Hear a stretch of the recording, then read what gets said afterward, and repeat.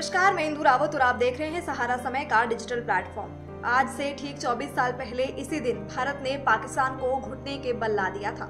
ये वो जंग थी जब भारत ने पाकिस्तान को उसकी औकात याद दिलाई। हमारे जवानों ने बता दिया कि कश्मीर पर कब्जा करना पाकिस्तान का अधूरा सपना ही रहेगा।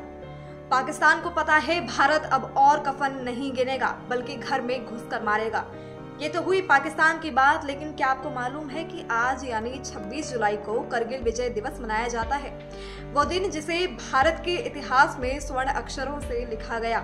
इन अक्षरों में स्याही हमारे बलिदानियों के खून की थी। ऐसे तो करगिल युद्ध से जुड़े कई किस्से कहानियां आपने सुने होंगे, लेकिन अब पेश है कुछ ऐसे किस्से जो आपको न सिर्फ अपने देश के वीर जवानों की याद दिलाएंगे बल्कि एक भारतीय होने पर गर्व भी महसूस कराएंगे। भारतीय सेना में थे बड़े ही काबिल अफसर नींबू साहब।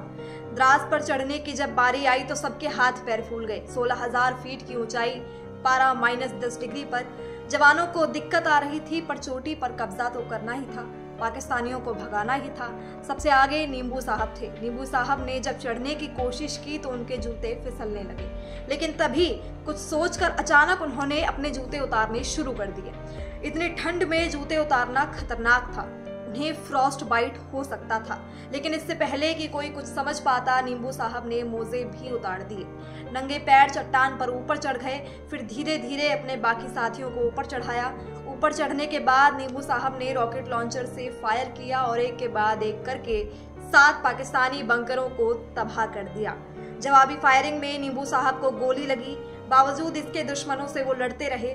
आखिरकार नींबू साहब के साथियों ने पोस्ट को अपने कब्जे में ले लिया, लेकिन जब पीछे अपने हीरो की तरफ मुड़े तो वो खाई में गिर चुके थे। नींबू साहब जा चुके थे। साथियों के आंखों में आंसू थे।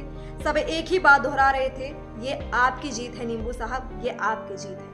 अभी टाइगर हिल पर हमला नहीं हुआ था, उससे 2 दिन पहले ही हिंदुस्तानी फौज ने एक पाकिस्तानी फौजी मोहम्मद अशरफ को पकड़ लिया था। वो बुरी तरह जख्मी था। ब्रिगेडियर MPS बाजवा ने अपने जवानों से उसे उनके सामने लाने को कहा, जिसके बाद इस पाकिस्तानी फौजी को जब ब्रिगेडियर के सामने पेश किया गया और उसके आंखों की पट्टी खोली गई तो वो जोर जोर से रोने लगा। जब ब्रिगेडियर ने रोने की वजह पूछी तो वो बहुत ही चौंकाने वाला था।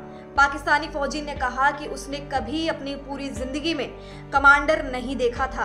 पाकिस्तान में इतना बड़ा अफसर उनसे बात करना तो दूर, उनके पास भी नहीं आता। इसी वजह से वो इतने हाई रैंकिंग ऑफिसर को देखकर अपने आंसू नहीं रोक पाया। भारत और पाकिस्तान में जंग तेज थी। भारत अपना पूरा जोर लगा रहा था, लेकिन कहीं ना कहीं भारत को इस बात का एहसास था कि ये जंग लंबी चलेगी। इसे जीतने के लिए उन्हें एडवांस इक्विपमेंट्स की जरूरत पड़ेगी। इसके साथ ही अब करगिल में वायुसेना की एंट्री हो गई थी, जिसके बाद अब इस जंग में मिराज फाइटर जेट का इस्तेमाल किया गया। मिराज से दुश्मन को टारगेट करने में काफी दिक्कत का सामना करना पड़ रहा था, जिसके बाद भारत ने इजराइल से संपर्क किया। दरअसल इजराइल से lightning electro optical targeting pods खरीदने के लिए भारत ने 1997 में डील की थी। इन पॉड्स की खासियत ये थी कि इनमें लेजर डेजिग्नेटर के अलावा एक तगड़ा कैमरा लगा था जो टारगेट की तस्वीर दिखाता था। भारत ने इजराइल से जल्द डिलीवरी की बात कही, जिसमें अभी काफी वक्त था, लेकिन इजराइल ने भारत की मदद की और अपने कुछ इंजीनियर भारत भेजे, जिसके बाद मिराज फाइटर जेट्स में इस डिवाइस को लगाया गया। उस वक्त भारत के रक्षा मंत्री जॉर्ज फर्नांडिस थे। टाइगर हिल अब भी भारत के हाथ से बाहर था। पाकिस्तानी घुसपैठिए उस पर कब्जा जमाए बैठे थे। भारत के 2 जाबाज अफसर लेफ्टिनेंट बलवान सिंह और कैप्टन सचिन निम्बालकर टाइगर हिल फतह करने के से बस 50 मीटर ही नीचे थे। ब्रिगेड मुख्यालय तक संदेश पहुंचा, they are short of the top, यानी कि टाइगर हिल की चोटी अब बस कुछ ही दूर है। श्रीनगर से दिल्ली पहुंचते पहुंचते इस संदेश की भाषा बिल्कुल बदल गई थी। दिल्ली में इसे they are on the tiger top समझा गया। फिर क्या था, जिस वक्त ये खबर रक्षा मंत्री तक पहुंची उस दौरान वो पंजाब में एक जनसभा को संबोधित कर रहे थे। उसी दौरान उन्होंने ऐलान कर दिया कि टाइगर हिल पर अब भारत का कब्जा हो गया है। हालांकि भारतीय सेना ने बाद में टाइगर हिल पर भारत का झंडा फहरा दिया था। फिलहाल इस खबर में इतना ही। उम्मीद करते हैं आपको ये पेशकश पसंद आई होगी। वीडियो को लाइक शेयर कमेंट जरूर करें, साथ ही हमारे चैनल को सब्सक्राइब जरूर करें।